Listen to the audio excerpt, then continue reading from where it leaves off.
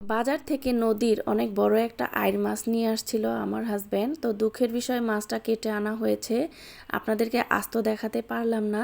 তো মাছটা বেশ বড় ছিল, আর এই মাছটা আমি পলি ব্যাগে রাখলে শুটকি হয়ে যেত, যেহেতু অনেক বড় মাছ খেতে অনেক দিন লাগবে। তো সেই জন্য এইভাবে পানি দিয়ে দিয়ে রাখবো, বরফের ভিতরে থাকলে এটা আর শুটকি হবে না। আর আমি বাজার থেকে আনা যে কোনো বড় ছোট মাছ এইভাবে পানির ভিতরে বরফ করে রাখি। তো আস্ত কিছু দেশি শিং মাছ, এই মাছগুলো কাটতে গেলে হাতে কাটা ফুটাবে। তো সেই জন্য লবণ দিয়ে মাছগুলোকে কিছুক্ষণ ঢেকে রেখে দিব, মাছগুলো যেন মরে যায়। আর এই শিং মাছের কাটা কিন্তু আমি একবার খেয়েছিলাম, তাও একটা মরা ছোট শিং মাছের বাচ্চার কাটা আঙুলে একটু খোঁচা লেগেছিল। তো আমি বুঝতে পেরেছি সাপে কামড় দিলে কেমন লাগে, সেই দিনটার কথা আজও ভুলি নাই। তো এই ভয়ে আগে আমি শিং মাছ মেরে নেই।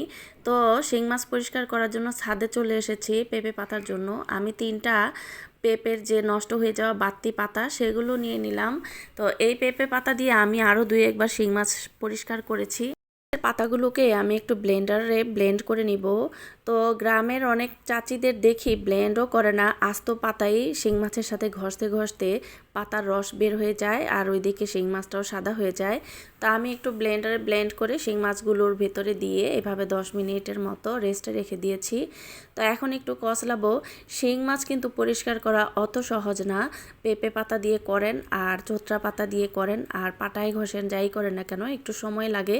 তবে চুন দিয়ে শিং মাছ পরিষ্কার করলে নাকি খুব তাড়াতাড়ি পরিষ্কার হয়ে যায়। কোনো একদিন চুন দিয়েও শিং মাছ পরিষ্কার করব আর আপনাদের সাথে ভিডিও আকারে শেয়ার করব।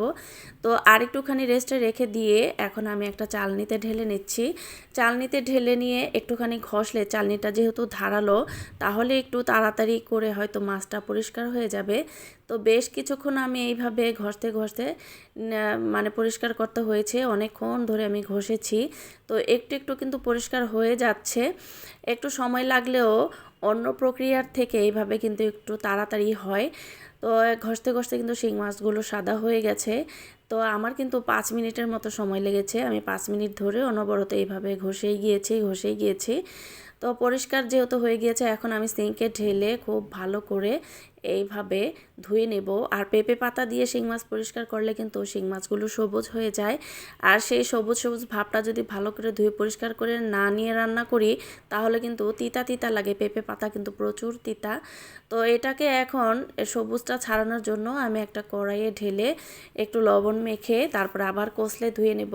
তার আগে আমি পানি দিয়ে খুব ভালো করে ঘষে ঘষে ধুয়ে নিলাম।